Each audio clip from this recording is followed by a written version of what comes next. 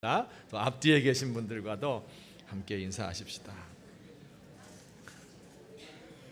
우리 성경 말씀 로마서 1장 18절부터 20절 말씀까지 함께 보십시다. 성경을 안 가지고 오신 분들 화면을 주목하시면 되겠습니다. 우리 같이 한번 18절부터 20절까지 함께 읽으시도록 하겠습니다.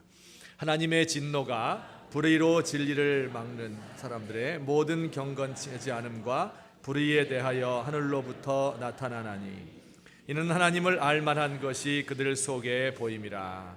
하나님께서 이를 그들에게 보이셨느니라. 창세로부터 그의 보이지 아니하는 것들 곧 그의 영원하신 능력과 신성이 그가 만드신 만물에 분명히 보여 알려졌나니 그러므로 그들이 핑계하지 못할지니라. 아멘. 얼굴은 마음의 거울이다 하는 표현이 있습니다. 우리의 마음을 들여다볼 수는 없지요. 하지만 얼굴 표정을 보면 그 사람의 마음이 잘 나타난다, 그런 뜻의 속담이라고 생각을 합니다. 마찬가지로 하나님도 우리가 볼 수 없어요. 어떤 분들은 하나님 보여주세요 그러면 믿겠습니다 이렇게 이야기를 하는데, 하나님 보여주면요 우리는 그 하나님 앞에서 죽을 수밖에 없어요. 죄인들, 연약한 인간들이기 때문에. 그래서 하나님께서 자신을 보여주셨는데 마치 거울로 보여주시는 것처럼 하나님이 비춰지는 그런 모습이 있습니다. 오늘 이 시간에 그 하나님의 거울이 무언가, 하나님이 어떻게 보이지 않는 그분이 자신을 보이게 우리에게 보여주셨나 하는 것을 생각해 보려고 합니다. 아마 이 중에서 이미 예수님을 믿고 있는 분, 하나님 계신 것을 다 알고 있는 분들은 뭘 하나님 안 보여주셔도 내가 잘 믿는데 이렇게 생각하지 마시고 오늘 설교를 듣고 더 분명하게, 더 또렷하게 확신을 가지실 수 있으면 좋겠어요. 또 오늘 우리 교회에 처음 나오셨거나 아니면 마음속에 회의가 있고 의심이 있고 하나님이 정말 살아계실까 이렇게 생각하시는 분들은 좀 마음을 열고 오늘 성경에서 혹은 저 목사가 뭐라고 이야기하는지 한번 들어봐야 되겠다 이렇게 경청해 주시기를 간곡히 부탁합니다. 하나님께서 자신을 드러내주는 거울이 두 가지 종류가 있어요. 그것을 하나씩 제가 설명을 하겠습니다. 우선 첫째로 다 같이 한번 읽어봅시다. 시작. 하나님이 창조하신 세계가, 그렇죠. 하나님이 창조하신 세계가, 이 세계 만물이 하나님을 보여주는 거울과도 같다. 예술가가 어떤 사람인지 우리가 몰라요. 하지만 그의 작품을 보면 그를 알 수 있습니다. 렘브란트나 고갱이나 피카소를 우리가 만나보지 못했지요. 하지만 그가 그린 그림을 보면서 그가 어떤 사람이겠구나, 무슨 생각을 하고 있구나 짐작할 수 있습니다. 바흐나 모차르트를 우리가 만난 적이 없지요. 그렇지만 그의 음악을 통해서 그를 만날 수 있어요. 이처럼 하나님도 자신을 알리기 위해서 작품을 남겼어요. 그 작품이 뭐냐? 그게 바로 하나님이 창조하신 이 세계 만물입니다. 오늘 아까 읽었던 성경 말씀에서도 하나님 살아계신 것을 믿지 못하겠느냐? 만약에 그렇다면 하나님이 창조하신 세계를 좀 바라봐라 이렇게 이야기하고 있습니다. 1장 20절에 보면 같이 한번 읽어볼까요?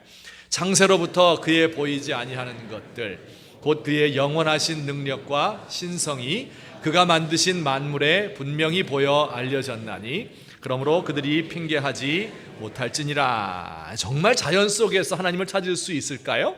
하나님의 능력과 신성을 볼 수 있다고 했는데 하나님의 능력을 정말 볼 수 있을까? 여러분, 그 별이 몇 개나 되는 것 같아요. 밤에 별을 세보면 한 10개 정도 셀 수 있죠. 그런데 과거에 조금 더 문명이 발달하기 전에는 별을 더 많이 볼 수 있었습니다. 19세기 사람들은요 별을 하나씩 저 동쪽 끝에서 서쪽 끝까지 세어보았어요. 그랬더니 6,000개였습니다. 그래서 별이 6,000개구나 이렇게 생각을 했어요. 그런데 그 뒤로 망원경이 발달했죠. 전자망원경이 생기고 인공위성 위에 얹혀져 있는 허블 망원경이 생겼습니다. 그리고 나서 별들의 세계를 다시 한번 살펴볼 수 있었습니다. 그랬더니 우리가 보통 은하수라고 부르는 게 있잖아요. 그걸 은하, 갤럭시라고 이야기하는데 그 한 은하 안에 작게는 1000만 개에서 많게는 1조 개의 별이 있다고 합니다. 우리 은하의 경우에는요 10억 개의 태양과 같은 별이 있어요. 이게 한 은하입니다. 그런데 그 우주 공간에 은하가 몇 개 있을까 하고 우주 공간을 조사를 해봤더니 그런 1000억 개 이상 되는 별을 가진 은하가 또 1000억 개가 있다 하는 것을 발견할 수 있었습니다. 여러분 그 개수를 어떻게 알 수 있어요? 이 별의 개수를 다 합하니까 1000억 곱하기 1000억 10의 22승 1 뒤에 공이 22개 붙는 숫자만큼 별의 숫자가 있습니다. 여러분 이런 것을 가리켜서 하나님의 능력이다 그렇게 이야기해요. 우리 억이라는 숫자가 얼마나 큰 줄 아세요? 사람이 말을 배우면서부터 죽을 때까지 80세 때까지 1, 2, 3, 4, 5, 6 해가지고 세면 몇 가지 세고 죽을 것 같아요. 여러분 어떤 사람이 할 일이 없는지 그걸 세봤어요. 그랬더니 10억까지 세면 죽습니다. 그러니까 사람이 1, 2, 3, 4 해서 쭉 세서 10억까지 세면 80세가 되는 거예요. 여러분 그런데 한번 세보세요. 집에 가서 어디까지 셀 수 있나. 그런데 이 1의 공이 22개 붙는 1000억 곱하기 1000억 이것이 하나님의 숫자예요.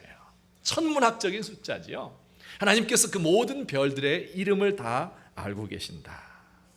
그래서 그 별을 만드신 하나님께서 숨을 한번 크게 내쉬면 태풍이 오고 콧김을 불면 해일이 일어나고 발을 구르면 지진이 일어나죠. 하나님의 능력입니다. 하나님의 신성도 하나님의 숨결도 우리가 자연 속에서 느낄 수 있습니다. 우리가 왜 자연을 찾습니까? 왜 산에 그렇게 힘들어서 올라가고 아무도 없는 벌판으로 말 달려 나가고 망망대해를 찾아갑니까? 그곳에는 신적인 기운, 하나님의 숨결이 있기 때문에 그래요. 힘들어서 산 정상에 올라가서 바람을 맞으면서 숨을 크게 들이쉬면 어때요? 그야말로 그 산의 정기가 나에게 오는 것 같은데 그것은 산의 정기가 아니라 하나님의 숨결, 하나님의 신성인 것입니다. 그 하나님이 얼마나 아름답게 세상을 만드셨는지 몰라요. 봄에 나뭇가지의 움이 연두색으로 돋아나게 될 때 우리의 마음도 연두색이 됩니다. 찌는 듯한 더위 후에 폭우가 내리고 그 폭우 후에 구름 가운데 무지개가 세워지게 될 때 얼마나 아름답습니까? 가을이 되었습니다. 낙엽이 떨어지기 전에 한껏 멋을 내는 노랗고 빨간 단풍잎, 또 그 단풍 이 낙엽을 바라보면서 우수에 잠겨있는 우리 누님들의 그윽한 자태 얼마나 아름다운지요. 흰 눈이 덮인 겨울 산속을 뛰어다니며 먹이를 찾는 까투리 한 마리 속에서 하나님의 아름다움, 영광스러움, 신성을 보게 됩니다. 그 모든 자연이 우연히 생긴 것일까요? 아니죠. 어떤 목적을 가지고 그 안에서 사람들이 잘 살 수 있는 그 목적을 가지고 지성적인 생각이 있는 그런 설계자가 설계를 하고 그리고 능력 있는 하나님이 만드셨어요. 근데 어떤 사람들은 이제 이걸 믿지 않죠. 그죠? 그냥 자연은 저절로 생긴 것이다. 이렇게 말해요. 그런 사람을 뭐라고 불러요? 우리가 무신론자 이렇게 부르기도 하고 혹은 진화론자 이렇게 부르기도 합니다.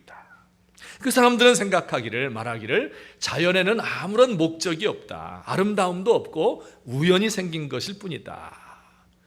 만약에 이 자연이 생긴 것이 하나님이 만들었다라고 말하려면 그 과정을 봐야 돼. 우리 과학자들은 보지 않으면 믿질 않아요. 그런데 네가 하나님이 만드시는 과정을 보았느냐? 못 봤지요. 그러니까 과학적이 아니다. 그렇게 이야기를 해요. 정말 그럴까요? 제가 이야기 하나 해드릴게요. 뉴턴이라는 과학자 여러분 아시죠? 뭘 발견했어요? 만유인력의 법칙, 사과 떨어지는 그 뉴턴 말이에요. 그 뉴턴이 이제 공부를 굉장히 열심히 하는 과학자였어요. 그래서 그가 열심히 연구를 해서 필생의 작업으로 태양계의 모형을 만들었습니다. 태양계가 뭔지 아시죠? 태양계는 태양을 중심으로 해서 몇 개의 위성, 수금지와 목토, 천해명, 그죠? 9개의 위성. 그런데 지금 하나 빠졌어요. 그 명왕성이 빠져서 수금지화 목토 천해 8개의 행성이 태양을 중심으로 해서 저마다 궤도를 돌고 있는 게 바로 태양계입니다. 이분이 열심히 연구를 해가지고 태양계의 모형을 만들었어요. 중심에 태양이 있고 수성이 있고 금성이 있고 지구가 있고 해왕성이 있고 이런 식으로 만들었습니다. 해서 이 크랭크를 돌리게 되면 이 별들이 공전하는 이런 모습을 볼 수 있었습니다. 그런데 어느 날 그의 친구 과학자 한 사람이 그에게 놀러 왔어요. 그는 무신론자였습니다. 그 태양계 모형을 보고 이걸 크랭크를 돌려봤습니다. 그러니까 그 모형에 달린 각각의 행성들이 다양한 속도로 다양한 궤도로 이 태양을 중심으로 해서 돌고 있었어요. 이 친구가 놀라서 야, 너 어떻게 이렇게 만들 수 있었느냐? 도대체 이걸 누가 만들었느냐? 이렇게 물었어요. 그랬더니 뉴턴이 대답했습니다. 아무도 안 만든 거야. 그냥 저절로 생긴 거야. 이렇게 말했어요. 그러니까 이 친구가 이거 날 지금 무시하고 있나? 바보 취급하나? 이렇게 정교하고 이렇게 훌륭한 모형을 어떻게 저절로 생길 수 있는가? 누군가가 만들었겠지. 이때 뉴턴이 그 친구의 어깨에 손을 얹고 말했습니다. 이보게, 이 모형은 이 엄청난 태양계에 비하면 이건 장난감에 불과한데 이런 간단한 장난감도 누군가가 설계를 하고 누군가가 만들었기 때문에 된 거지 저절로 되지 않았다고 지금 자네가 이야기하지 않았나? 그런데 이 태양계 모형의 근본이 되는 태양계 그 자체가 아무 설계자도 없고 제작자도 없이 저절로 만들어졌다는 게 말이 되는가? 이렇게 이야기를 했다 그래요. 저절로 생겨나는 것이 어떻게 이해가 될 수 있느냐 그 말이지요. 자, 이렇게 이야기하니까 또 진화론자들이 이렇게 이야기를 했어요. 만물이 저절로 이루어졌다. 뭐냐면 짧은 시간은 안 되지만 수십억 년의 역사가 있지 않느냐. 수십억 년 세월 동안 일어난 작은 변화들이 모이고 모여서 오늘과 같은 복잡한 것을 만들 수 있다. 수십 년이라는 세월이 주어지기 때문에 가능성이 아무리 적어도 그래도 진화가 일어날 수 있지 않느냐. 오랜 세월이니까.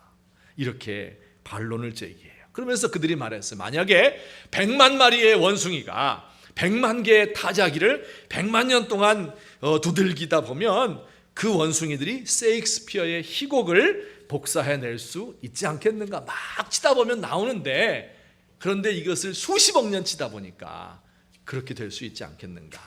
이렇게 이야기를 했어요. 제가 들어보니까 그 상당히 그럴듯한 얘기예요. 그죠? 수십억 년 동안 치다 보니까. 그래서 제가 한번 이렇게 저도 실험을 해봤어요. 눈을 감고 컴퓨터 자판을 놓고 딱 쳐봤습니다. 제 이름을 쳐보려고. 제 이름이 장동민이거든요. 장동민 목사. 이 5글자를 치려고 눈을 감고 이 자판을 콩 두들겼습니다. 자판에 있는 이 키가 말이에요. 키보드가 한 100개 정도 됩니다. 그 안에 100개의 글자가 있어요. 그런데 만약에 장 쓰려면 지읒부터 써야 되잖아요. 그죠? 지읒을 치기 위해서 눈을 감고 자판을 땅 쳤습니다. 그때 지읒으로 딱 맞을 수 있는 확률이 얼마예요? 100분의 1 맞습니다. 여기 어려운 거 아니에요. 여기까지는. 네, 100분의 1입니다. 딱 100분의 1. 100번 치면 한 번 지읒자 맞는 거예요. 그다음에 지읒다면 뭐가 나와야 돼요? 아가 나와야 되죠. 그러면 지읒과 바로 이어서 아가 나올 수 있도록 칠 수 있는 확률은 얼마가 될 것 같습니까? 점점 어려워지죠. 100분의 1 곱하기 100분의 1입니다. 이것을 만분의 1이다 이렇게 말하고 좀 더 어려운 말로 100의 자승분의 1이다 그렇게 이야기를 합니다. 기억나시죠? 이제 고등학교 때 배웠던 거 막 기억나요?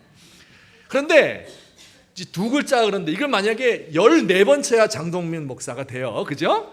그럼 14번 일렬로 쫙 칠 수 있으려면 몇 번을 쳐야 한 번 딱 맞을까요? 요건 진짜 어려워지죠. 점점. 그게 뭐냐면 100의 14승분의 1이에요. 맞아요. 수학 잘했어요. 이것은 10의 28승분의 1입니다. 10에 공이 28개, 1에 공이 28개 붙는 숫자예요. 근데 이 원숭이가 타자를 600타 쳐요. 그래서 1초에 10번 칩니다. 그러면 10에 28승이라는 거를 치려면은 몇 초가 걸리냐면 10에 27승 초가 걸립니다. 그렇죠? 도대체 10의 27승 초는 얼마만큼의 세월인가? 제가 어제 한 2시간 동안 계산을 했어요. 아무리 계산해도 되게 어려워요, 이게. 그래서 열심히 자관했습니다. 해봤더니 얼마 걸리냐면 3,000경년이 걸립니다. 줄 잡아서 3,000경년. 경이라는 숫자 들어보셨어요? 이건 조의 만배입니다. 그리고 억의 억배예요. 그죠? 이 정도 시간이 흘러야 장동민 목사라는 이 14가지의 글자를 한 줄로 짝 칠 수 있어요. 그러니까 50억 년 걸려가지고서 세익스피어의 희곡을 친다. 이건 안 됩니다. 14개 글자 치는데 3,000경년 걸려요. 집에 가서 계산해보세요. 그게 되나. 네. 해보실 분 지금부터 가서 해보세요. 이 저절로 우연히 만들어진다는 게 이렇게 힘든 거예요. 그게 뭐 엄청난 복잡한 걸 만드는 게 아니라 딱 글자 그만큼 치는데 그 정도 세월이 걸리는 겁니다. 또 이제 열역학 제2법칙이라는 것이 있어요. 이게 이제 다 물리학 하신 분들은 아실 텐데, 열역학 제1법칙은요, 우주 안에 있는 에너지의 총량은 변화가 없다. 에너지 불변의 법칙이에요.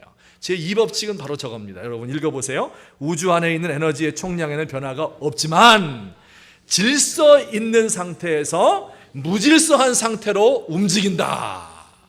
아우, 뭐 어려운 얘기인데, 근데 쉽게 얘기하면 이런 겁니다. 이 꽃을 말이에요, 가만히 한 달 놔두면 어떻게 될까요?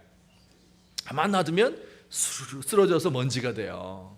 만약에 이 강대상을요, 한 100년 정도 여기다 그냥 놔두면 어떻게 될까요? 이것도 스르르 흩어져서 먼지가 돼버려요. 형체를 알아볼 수가 없어요. 만약에 이 건물을 아주 잘 지었는데 이 건물을 1000년 동안 놔두면 어떻게 될까요? 1000년. 장로님, 1000년 놔두면 어떻게 될까요? 신구에서 지은 거 1000년 가겠습니까? 1000년 지나면 형체도 없어져요. 먼지가 돼서 다 날아가고 어디에 그게 있었는지 알 수가 없습니다. 이게 무슨 얘기예요? 모든 사물은요, 질서가 있는 상태에서 가만 놔두면 질서가 없는 상태로 가게 돼 있습니다. 만약에 먼지 쪼가리를 한 1000년 놔뒀더니 예배당이 생겼어요. 저절로. 일이 되겠습니까? 크리스탈 원석을 가공 안 하고 가만 놔뒀더니 한 100년 지나니까 강대상이 하나 생겼어요. 이것은 불가능한 일이에요. 상식으로 생각해서 안 되는 겁니다. 누군가, 그러나 의지가 있는 사람이 설계를 하고 가공을 하면 무질서한 상태에서 질서 있는 상태로 바뀌게 됩니다. 우리 세상이 그렇게 만들어진 거예요.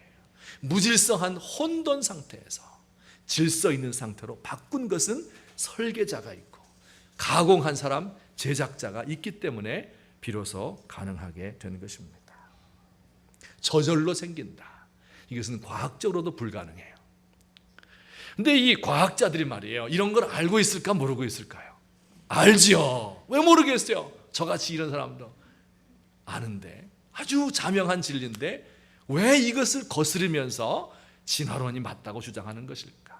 그래서 제가 지난 한 2주간 동안 오늘 설교 말씀을 준비하면서 이 안 되는 머리로 말이에요, 이 과학자들이 뭐라고 얘기하나, 진화론자들이 도대체 뭐라고 설명하고 있나 하는 것을 다 찾아보았어요. 그 다음에 또 하나님 믿는 우리가 이렇게 생각하면 되겠다 찾아보고 또 반론하고 이것을 열심히 한 2주간 동안 공부를 했습니다. 그 공부하면서 제가 결론으로 이런 느낌을 받았습니다. 마치 하나님이 세상을 창조했다, 세상을 만드신 하나님이 있다 하는 것을 반대하는 것은 마치 나의 부모가 친부모인 것을, 친부모가 아니라는 것을 증명하기 위해서 애쓰는 것과 비슷하구나 하는 것을 알게 됐어요. 여러분도 아마 생각해 보시면 과거에 우리 부모님이 나를 낳은 게 아니라, 친자로 낳은 게 아니라 어디서 주워왔구나 이렇게 생각하신 적이 있습니까? 저는 꽤 있습니다. 의심한 거예요. 돈 달라는데 안 주고 야단치고 이렇게 할 때, 특별히 부모님 그 결혼 기념일이 5월 5일이에요. 어린이날. 그런데 어린이날은 되면 1,000원짜리 한 장 딱 주면서 네 마음대로 사 먹어라, 1,000원 한도 내에서. 그러면서 이제 이 두 분은 늘 놀러 나가셨어요. 두 분끼리만. 그래서 제 마음속에서 야, 우리 부모 맞나, 이제 그런 마음을 아주 오랫동안 이제 많이 먹었습니다. 자, 그런데 그러다 이제 이런 생각을 했어요. 아니야, 지금까지 나를 위해서 먹여주고 입혀주고 등록금 다 대줬는데 우리 부모가 아닐 리가 없어. 생각을 하다가 아니야, 꼭 그런 건 아니야. 나중에 커서 늙어서 외롭지 않으려고 그렇게 한 것이 아닐까, 그런 생각을 해요. 그러면 이모나 고모에게 물어보면 되겠다 해서 물어보니까 꿀밤을 한 대 딱 때리면서 이게 무슨 헛소리야 하면서 웃습니다. 이 이모나 고모도 혹시 짜고서 얘 출생의 비밀을 절대 알려주지 말라 이렇게 말씀한 것이 아닐까. 그런데 증거가 있긴 있어요. 뭐냐면 돌사진 찍은 게 있었거든요. 돌사진 탁 찍었어요, 나체로. 자, 그런데 이 사진이라고 하는 것도요, 얼마든지 속일 수 있잖아요. 어디서 비슷한 애 하나 주워서 사진 찍어놓고 뽀샵질 조금 해가지고 이렇게 너다 이렇게 믿게 만드는 거 아닌가. 그럼 또 더 좋은 게 구청에 가서 호적 등본 떼보면 돼요, 그죠? 분명히 생일날 나를 낳았다고 딱 돼 있잖아요, 거기에. 그러니까 이게 증거다. 근데 이것도 증거가 잘 안 돼요. 왜냐하면 내 생일에 나를 낳고 나서 호적 신고를 한 건지, 아니면 출생신고 아무렇게나 해놓고 어렸을 때 저보고 이 날이 네 생일이야 이렇게 계속 주입시킨 건지 그걸 모르잖아요. 의심이 돼요. 그래도 부모님과 닮은 구석이 많잖아. 닮은 데도 있지만 안 닮은 데도 있어요. 그리고 닮았다고 하는 것이 사람들이 자꾸 닮았다 하니까 같이 살다 보니까 닮은 거지, 그게 원래 닮은 것이 아닐 수도 있지 않는가. 최후로 생각해낸 방법이 뭐냐면 친자 확인, DNA 검사 하면 몇 프로 맞는지 알아요? 99.9% 맞아요. 이거 가서 혹시 의심되시는 분들 가서 다 하면요, 돈 좀 비싸서 그렇지 다 해줍니다. 99.9% 맞아요. 그러면 그 사람에게 갔다가 얘기해봐, 99.9% 맞잖아. 그럼 대답이 뭘까요? 0.1% 틀릴 수 있잖아. 그게 바로 나야. 이렇게 생각하는 겁니다. 이렇게 해서 하나님이 만드신 게 너무 자명한데, 너무 영어로 말하면 플레인한데, 누구나 다 할 수 있는 건데, 그런데 그것을 거역하느라고 아주 반대 증거를 찾기 위해서 힘을 많이 쓰고 있다, 이런 생각이 듭니다. 이런 사람들에 대해서 성경에서 이렇게 가르쳐주고 있어요. 그런 사람이 옛날에도 있었어요. 성경에서 뭐라고 그러냐면 1장 18절에 불의로 진리를 막는 사람들이다 이렇게 말했어요. 이 막는다 하는 말은 가로막는다 혹은 억누른다 그런 뜻입니다. 내 마음속에서는 느끼는 거예요. 이분이 내 친부모다 하는 것을 느끼는 겁니다. 마음속으로는 이 만물에 창조자가 있구나 하는 것을 느끼는 거예요. 그런데 그것을 억누르는 겁니다. 서프레스 한다. 이게 억눌러 버리는 거예요. 그리고 인간의 과학을 가지고 아니라고 증명해 보려고 많은 노력을 하고 있는 것. 이것이 오늘날의 무신론자들의 모습이 아닌가 이렇게 생각을 하게 되었습니다. 우리 사랑하는 성도님들, 오늘 처음으로 우리 교회에 나오신 분들도요, 마음을 다 여시고 세상을 보면 그 가운데 창조자의 숨결을 느낄 수가 있으실 겁니다. 자, 두 번째, 하나님을 보여주는 거울이 또 있습니다. 이보다 좀 더 분명한 거울이 있어요. 뭘까요? 우리 다 같이 한번 읽겠습니다. 시작.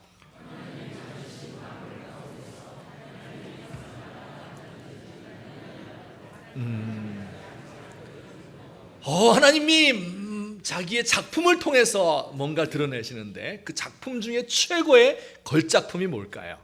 바로 인간이에요. 사람이에요. 우리 남편이 아닌 것 같은데. 여러분 생각해 보시면 인간이 최고의 걸작품이에요. 성경에서 하나님의 모습을 닮았다, 하나님의 형상을 따라 만들었다 이렇게 되어 있어요. 그래서 우리 사람들을 보면, 천지 만물을 보면 창조자가 있는 것을 아는 것보다 더 확실하게 사람들을 보면 하나님 아니면 설명이 안 된다 하는 것들이 너무 많습니다. 어떤 것이 있을까? 굉장히 많습니다. 수십 가지가 있는데 그 중에서 제가 제일 중요한 거 세 가지만 골라 보았습니다. 그 첫 번째가 관계에 대한 갈망입니다. 우리 모든 사람들이요, 관계에 대한 생각을 다 가지고 있어요. 여러분 생애 가운데 언제가 제일 기뻤어요? 언제 내 삶이 충만했다고 느껴집니까? 과거에 어렸을 적에 첫사랑, 그녀와 대면하고, 그리고 아무 말도 하지 않지만 그의 눈을 똑바로 바라보면서 그리고 사랑을 나눌 때, 그 순간, 그렇죠? 그때가 제일 기쁜, 내 삶이 정말 살아있는 것 같은 그런 삶의 기쁨으로 충만한 그런 때였습니다. 잊어버렸죠? 네, 그런데 어쨌든 그런 때가 있습니다. 그 왜 그럴까요? 사람이 하나님을 닮아 있기 때문에 그래요.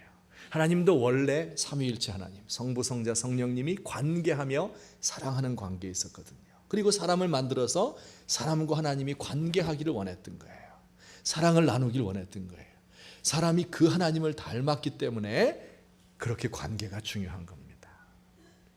여러분이 자식들 입에 밥숟가락 들어가는 것을 보고 왜 그렇게 기뻐해요? 자식이 글 읽는 소리를 들으면서 아무리 고생스러워도 삶의 보람을 느끼잖아요. 그 왜 그렇습니까? 제가 TV 보다 보니까 이런 표현이 있어요. 행복은 가족 단위입니다. 들어보셨어요? 텔레비 잘 안 보시니까. 하여튼 저는 열심히 보다 보니까 행복은 가족 단위입니다. 이건 뭐냐면 가족 단위로 보험을 들어야 된다 하는 이 보험회사의 가피예요. 그런데 이 말 자체는요 굉장히 진리예요. 그래서 제가 아멘 했어요. 행복은 가족 단위입니다. 여러분 그렇죠? 아무리 밖에 나가서 성취하고 뭐 많은 것을 얻었다고 해도 집에 돌아와서 함께 기쁨을 나눌 사람이 없어요. 그럼 그 사람 행복하다고 이야기할 수 없지요. 아무리 많은 세상에서 성취를 한다고 해도 부부가 함께 만나서 기뻐하며 자녀들과 함께 사랑을 나누는 것이야말로 이것이 가장 인생의 행복, 가장 즐거움 추구하는 바입니다. 친구들과 함께 밤을 새워서 꿈을 나누고 이상을 이야기하고 자신의 연약함을 이야기할 때 그 얼마나 즐거운 일이에요. 밤새도록 가는 것을 알지 못합니다. 가장 즐거운 것이기 때문에 그래요. 이 모든 관계에 대한 열망이 어디에서 나왔을까? 그게 하나님에게서 나왔어요. 근데 이게 하나님에게서 안 나왔다 이렇게 말하는 사람도 있을까 없을까요? 있지요. 누가 그럴까요? 이게 이제 진화론자들이 또 그런 거예요. 그 진화론자 중에 대표적인 사람이 누구냐 하면 리차드 도킨스라고 하는 사람이에요. 뭐 공부를 제일 잘하시는 분 아닌데 책을 잘 써가지고 굉장히 유명해지신 분이에요. 지금부터 약 40년쯤 전에 이기적 유전자라고 하는 역작을 썼습니다. 그리고 최근에 만들어진 신이라는 책을 썼지요. 그래 이분이 이제 모든 무신론자들의 대표자가 되었고 그 책이 수백만 부 팔렸고 우리나라에서 수십만 부 팔렸고 저도 몇 권 샀습니다. 대단히 인기가 높습니다. 근데 유전자라고 하는 게 뭐예요? 유전자 다 아시죠? 자녀를 낳으면 그 자녀가 우리와 닮아 있죠. 왜 그래요? 내 안에 있는 유전자의 절반, 아내에게 있는 유전자의 절반을 가지고 이 아들이 태어난 거예요. 그래서 사람을 닮은 그런 자녀를 낳게 되는 것입니다. 그런데 그 유전자라고 하는 놈이 스스로를 생존하고 또 이것을 스스로 복제를 해서 카피를 해서 영원토록 살아남고자 하는 그런 강한 욕망을 가지고 있는 거예요. 그 욕망 덩어리, 이게 유전자라는 거예요. 그래서 그것을 가리켜서 뭐라고 불러요? 이기적 유전자다 이렇게 불렀습니다. 그러니까 이 사람의 이론에 따르면 남자가 예쁜 여자를 좋아하잖아요. 다 좋아하시죠? 아멘. 좋은 여자 좋아하는데 예쁜 여자를 왜 그래요? 이 여자를 통해서 자기가 가지고 있는 유전자를 후세에 남기고 싶어 하는 거예요. 더 우수하게 남기고 싶어 하는 거예요. 여자들이 젊고 싶으잖아요. 예뻐지고 싶잖아요. 연세 들어가는 거 쭈그러진 거 보면서 막 삶에 회의를 느끼고 우울증 걸리고 하잖아요. 그거 왜 그래요? 그 예뻐지고 싶은 욕망. 바로 여자가 더 돈 많고 더 똑똑한 남자는 더 많이 살아남을 거 아니에요. 그에게 있는 유전자, 강한 유전자, 이것을 같이 합해서 더 좋은 자녀를 낳아서 자기 유전자를 끝까지 전달하기 위해서이다 이렇게 얘기했어요. 그러니까 사랑이라는 이름을 가지고 서로 만나지만 그건 껍데기이고 사실은 자기 유전자를 더 많이 복제하기 위한 수단일 뿐이다 이렇게 말했어요. 부모가 자녀를 사랑하는 것도 결국은 부모는 어차피 가니까 내가 남긴 그 유전자가 자녀를 통해서 더 번성하기를 원하는 마음, 다툼이 있고 전쟁이 있고 더 잘 살려고 하고 그리고 더 이데올로기를 가지고 뭐 사상과 철학을 가지고 있는 이 모든 것들이 결국은 다 유전자를 남기기 위해서 이렇게 하는 거다라고 그 사람이 이야기를 했어요. 그 책을 다 읽고 나니까 어때요? 제 마음속에 이게 정말 진리라면, 이게 정말 사실이라면 도대체 사람 사는 게 뭐냐? 내가 사는 것에, 내가 기쁨을 느끼는 것에 99%는 관계에서부터 오는 거예요. 근데 서로 사랑하는 것이, 그 젊었을 때 그 사랑 속에서 정말 자기의 존재를 충실하게 느끼고 있었던 그런 모든 것이 유전자를 남기기 위한 치열한 눈속임에 불과한가? 남녀 간의 사랑이라고 하는 것이 유전자를 보존하기, 잘생기고 똑똑한 애를 낳기 위한 것뿐인가?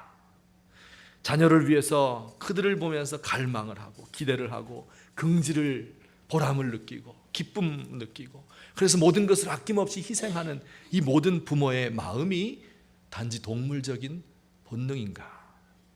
친구와 대화하고 마음과 마음이 만나고 지성과 지성이 불꽃 튀고 환희에 젖었던 그 감격한 순간, 이것들이 단지 그 상대를 거꾸로 트리려는 간사한 속임수에 불과한가? 이런 생각이 들어져요. 하나님 없이 설명하려고 할 때 이런 결과가 오게 됩니다. 두 번째로 사람에게만 주신 그런 하나님의 모습을 닮은 게 또 있어요. 그건 뭐냐면 선과 악에 대한 개념, 도덕심이라고 하는 겁니다. 하나님께서 사람에게, 누구에게나, 인류 모든 사람에게 도덕적인 마음, 착하게 살아야 된다, 양심대로 살아야 된다 하는 그런 마음을 넣어주셨어요. 물론 사람들마다 그 선과 악을 구분하는 방법은 조금씩 다르지만, 그러나 모든 사람들이 공통적으로 가지고 있어요. 선과 악에 대한 개념, 도덕심, 양심 안 가지고 있는 사람 아무도 없습니다. 그런데 만일 이 양심이 하나님이 준 것이 아니라, 그죠? 우리가 저절로 생존하다 보니까 생겨난 것이다 라고 하면 도대체 세상에서 착하게 살아야 될 이유가 뭡니까? 그냥 다른 거 다 제쳐놓고 하나님 없다고 하면 세상 아무렇게나 살아도 되잖아요. 나를 벌 주는 사람도 없어요. 그리고 이게 좋은 거다 나쁜 거다 기준을 만들어준 기준도 없는 겁니다. 구별할 수도 없어요. 그냥 아무렇게나 살아가는 거죠. 여러분, 그렇다면 우리의 인생이 얼마나 허무해지겠어요. 내가 정말 이 의를 지키기 위해서, 그죠? 여러분도 죄 안 짓기 위해서 발버둥치고 선하게 살기 위해서 많은 것을 희생하고 양보하고 처절하게 몸부림치는 때가 많잖아요. 그런데 그 모든 것이 다 아무 의미가 없는 거예요. 여러분, 내 원리가 있지 않습니까? 삶의 원칙이 있잖아요. 그것을 지키고 그것을 자녀들에게 가르치고 학생들에게 나누어 주기 위해서 우리의 일생을 살아가는데 그 모든 것이 아무 의미가 없다는 겁니다. 제가 그 도킨스 만나서 한번 물어보고 싶어요. 뭐냐면, 도킨스 그 이해를 하겠는데, 그러면 도대체 당신은 무엇 때문에 책을 쓰십니까? 책을 쓴다는 것은 그게 옳다는 걸 증명하기 위해 쓰는 거잖아요. 근데 인간 세상에 옳고 그런 게 하나도 없고 모든 건 다 유전자를 남기기 위한 것이라고 한다면 뭘 그렇게 열심히 책을 쓰십니까? 옳고 그런 것을 말하기 위해 쓰는 게 아니라 당신 유전자를 지금 남기려고 쓰는 것에 불과한 거 아닙니까? 이렇게 질문하고 싶습니다. 자, 세 번째는 또 이보다 더 중요한 것, 제일 중요한 게 있어요. 하나님께서 사람들에게만 주신 게 있습니다. 사람들은 모두가 다 이걸 가지고 있어요. 종교심이에요. 종교의 씨앗이라고 하는 겁니다. 제가 저녁 때 일과를 마치고 아파트 계단을 올라가다 보면 냄새가 나요. 무슨 냄새? 찬바람 맞은 가을 호박을 새우젓 넣고 볶는 그 찝찝한 그 냄새가 올라와요. 그러면 내 아내가 나를 위해서 저녁을 짓고 있구나 이렇게 생각해요. 보진 못했어요. 하지만 제 안에 있는 감각기관, 후각을 통해서 느낄 수 있어요. 저 멀리 100m 앞에서 또각또각 구두 발자국 소리가 들리고 하루 종일 일한 고단한 남자의 냄새가 바람을 타고 전해지면 아빠가 오는 것을 눈치챕니다. 누가요? 사람은 못 채고 개가 채요. 청각, 후각이 확 발달했기 때문에 그렇습니다. 근데 이 하나님을 감지할 수 있는 능력, 그죠? 하나님을 알 수 있는 능력, 그게 사람에게 주어져 있다는 거예요. 이게 성경의 표현이에요. 19절 말씀에 나와 있어요. 다 같이 시작.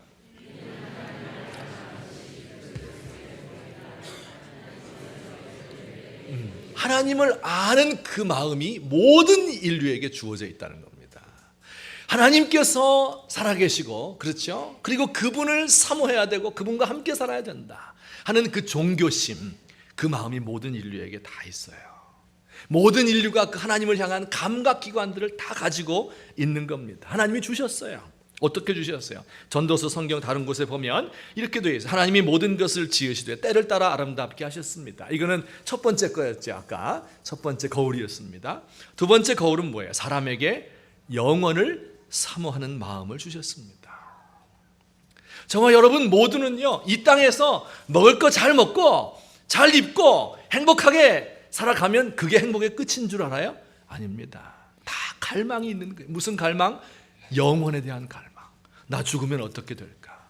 내가 이렇게 살아서 되는 것일까? 내 위에 하나님이 계신데 하는 갈망을 누구나 다 가지고 있습니다. 그래서 그 하나님을 잘 만난 사람은, 그죠? 잘 만난 사람은 그 안에서 갈망을 채우고 행복하게 살아요. 하지만 그 하나님을 못 만난 사람은 어떨까요? 가짜 종교, 가짜 하나님 대용품을 만들어요. 우상숭배라 그래요.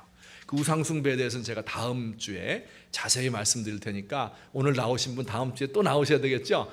후편을 들으셔야 되니까 거기에 대해서 말씀드릴게요.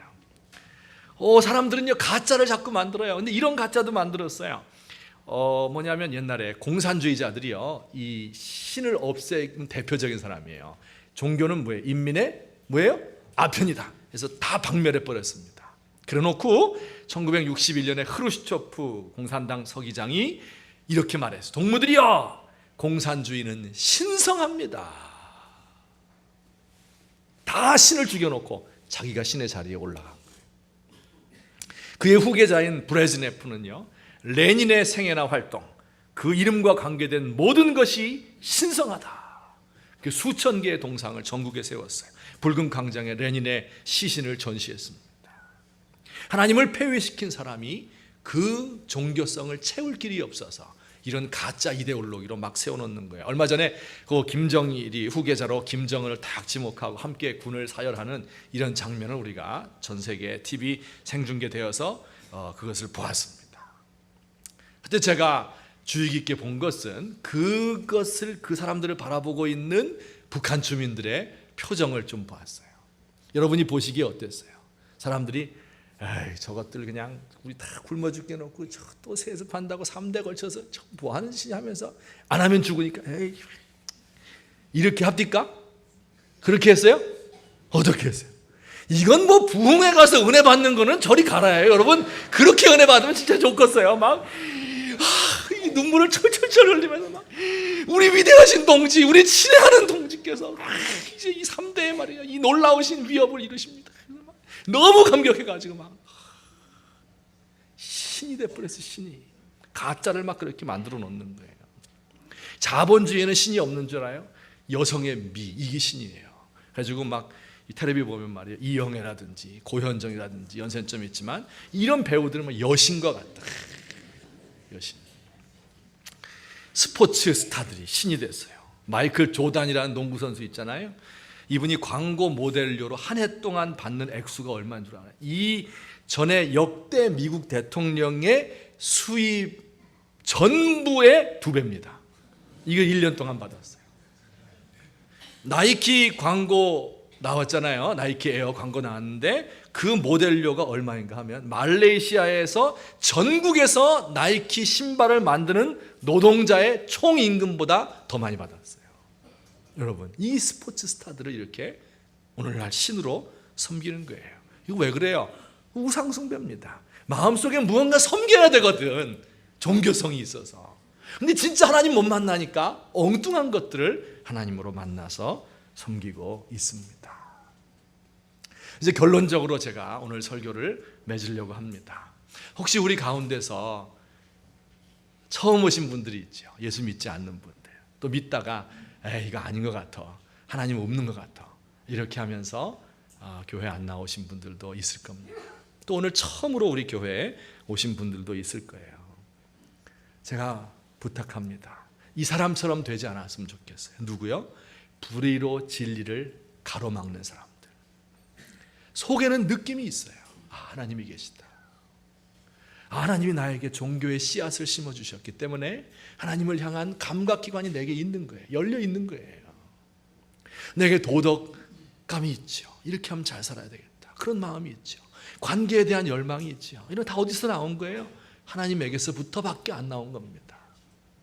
그것을 가로막지만 않으면, 마음을 열어놓기만 하면, 그러면 그 하나님과 만날 수 있어요.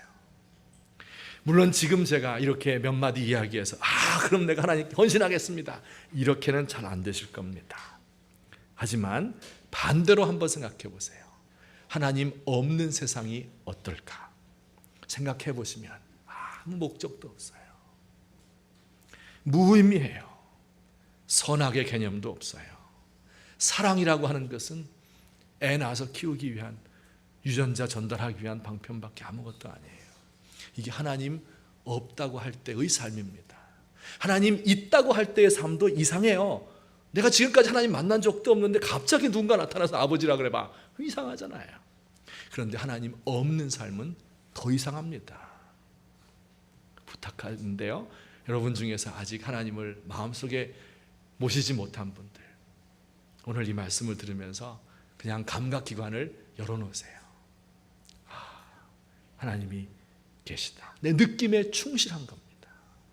그러면 그 하나님을 알만한 것, 하나님에 대한 지식이 이미 내 속에 있기 때문에, 내 속에 그에 대한 감각기관이 있기 때문에 그 하나님을 마음에 모실 수 있게 됩니다. 혹시 여러분들 중에서 이미 믿은 분들도 있잖아요. 이미 하나님을 잘 아시는 분들은 이렇게 생각하세요. 하나님, 그 하나님이 아까 우리가 뭐라고 이야기했어요? 너무너무 광대해요. 그 능력이 끝이 없어요. 우리 생각으로 안 돼요. 그런데 우리가 그 하나님의 능력과 신성을 내 안에 가둬놓고 있는 거예요. 그렇게 하지 맙시다. 하나님 믿는다고 말은 하지만 하나님 없는 삶, 실제적인 무신론, practical atheism, 실제적으로 믿지 않아. 이론적으로 하나님 있다, 들어보니까 있어. 근데 실제적으로 안 믿는, 교회 나와서 주일날 예배 볼 때는 하나님 있어요. 근데 예배당 떠나가고 나면 바로 하나님 없는 그런 삶을 살지 않았으면 좋겠습니다. 우리 한 주간 동안 사시면서 그 천지에 가득하신 그 하나님, 우리의 삶을 주장하시는 그분, 내게 죄악이 무엇인가를 가르쳐 주시고 그것을 심판하시는 그 하나님을 생각하며 그 하나님 안에서 가득한 그런 삶을 살았으면 좋겠어요. 우리 일생의 삶이, 하나님 오늘도 제가 그 하나님과 동행합니다, 내 곁에 계십니다, 내 위에 계십니다, 내 속에 계십니다, 그 하나님과 함께 살 수 있는 우리의 삶이 되시기를 예수님의 이름으로 축원합니다. 아멘. 우리 같이 한번 기도하십시다. 오늘 들은 말씀을 우리가 생각하면서 한번 기도했으면 좋겠어요. 두 가지 말씀드렸죠. 혹시 하나님 모르시는 분들은 마음을 열고, 도대체 왜 사람들이 저렇게 생각하는가, 하나님 도대체 어떤 분인가 좀 더 알았으면 좋겠다, 마음으로 받아들이시고 영접했으면 좋겠습니다. 이미 하나님을 믿으신 저와 같은 분들, 실제로 하나님 없는 것처럼 살아가는 그런 삶이 아니라 그 하나님 안에서 살 수 있도록 하나님 저를 도와주세요. 우리 다 같이 한 목소리로 1, 2분 동안 조용하게 기도하겠습니다. 하나님 아버지, 오늘도 제 심령 가운데 찾아오시고 아버지 하나님의 주께서 은혜를 주시고 말씀해 주셔서 주의 뜻을 알게 하옵소서. 예수님을 영접하게 하옵소서. 내 마음의 문 밖에 서서 두드리시는 하나님을 바라보며 하나님을 영접하고 믿을 수 있는 은총을 우리 주님께서 허락해 주시옵소서. 아버지 하나님, 우리 가운데 우리 교회에 처음 와서 말씀을 듣는 사랑하는 종들 주께서 기억하시며 그들 가운데 아버지여 그 마음을 열고 하나님을 받을 수 있게 하시고, 아버지 부족한 주, 아버지 우리 모든 성도들이 하나님 입으로는 하나님을 믿지만 실제적인 삶 속에서 하나님을 거부하고 광대하신 하나님을 내 속에 집어넣어서 재단하고 계산하는 그런 저희가 되지 않도록 하나님 아버지 우리를 도와주시옵소서. 하나님 아버지, 주님의 성령께서 우리를 붙드시고 주께서 우리 가운데 역사하시고 인도해 주시옵소서. 감사합니다. 사랑의 하나님 고맙습니다. 하나님께서 세상을 만드시고 그리고 그 세상 가운데에서 하나님을 보여주는 그런 거울을 두셨습니다. 사람을 만드시고 하나님의 형상대로 만들었기 때문에 하나님에 대한 지식이 있고 하나님을 향하는 감각기관이 열려 있습니다. 하나님, 우리가 그 하나님을 바라보고 그 하나님을 온전히 의지하고 지금도 내 마음 문에서 두드리고 계시는 예수님을 생각하며 마음의 문을 열고 우리 예수님을 받아들일 수 있도록 하나님 도와주세요. 그리고 우리 하나님을 믿는다고 입술로는 말을 하는데 실제적으로는 하나님 두려운 것도 알지 못하고 하나님 뜻을 추구하려 하지도 않고 그리고 하나님 품 안에서 행복하게 살려고도 하지 않는 저의 연약한 이 모습을 주님께서 불쌍히 여기시고 우리 하나님을 향해서 자신을 완전히 열어놓고 그의 말씀에 순종하고 그 뜻대로 살 수 있는 행복한 인간 존재의 본래적인 의미를 찾을 수 있는 우리가 되도록 하나님 도와주옵소서. 예수님의 이름으로 기도합니다. 아멘. 이 시간 우리 시온성가대에서 헌금송을 준비했습니다.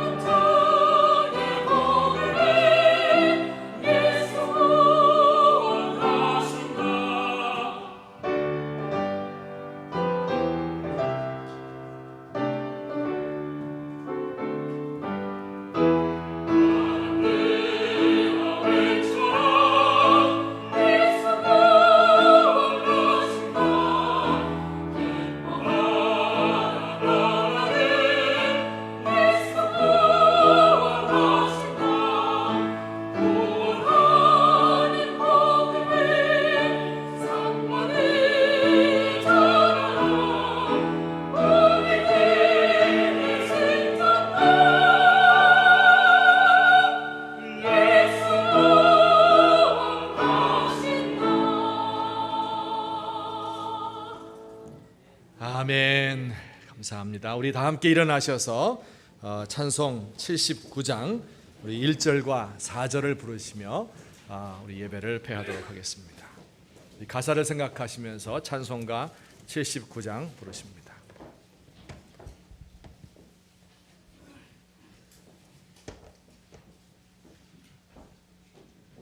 주 하나님 지으신 모든 세계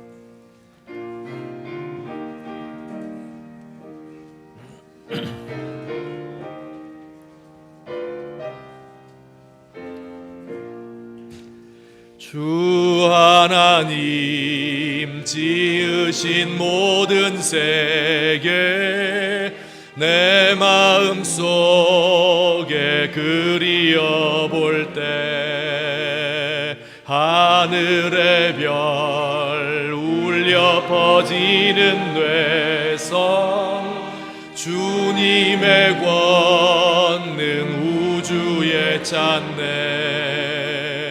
주님의 높고 위대하심을 내 영혼이 찬양하네. 주님의 높고 위대하심을 내 영혼이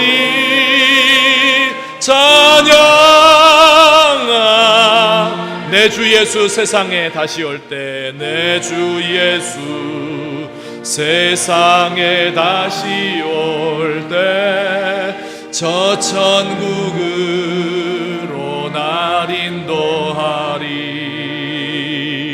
나 겸손히 엎드려 경배하며 영원히 주를 찬양하리라. 주님의 높고 위대하심을 내 영혼이 찬양하네. 주님의 높고 위대하심을 내 영혼이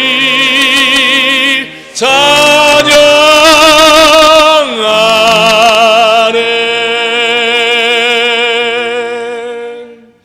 우리 주님의 높고 광대하신 그 능력과 신성을 찬양합니다. 우리의 마음을 열고 우리 주님을 모셔드립니다. 하나님, 우리 속에 오셔서 우리를 구원하시고 우리의 삶을 주장하여 주옵소서.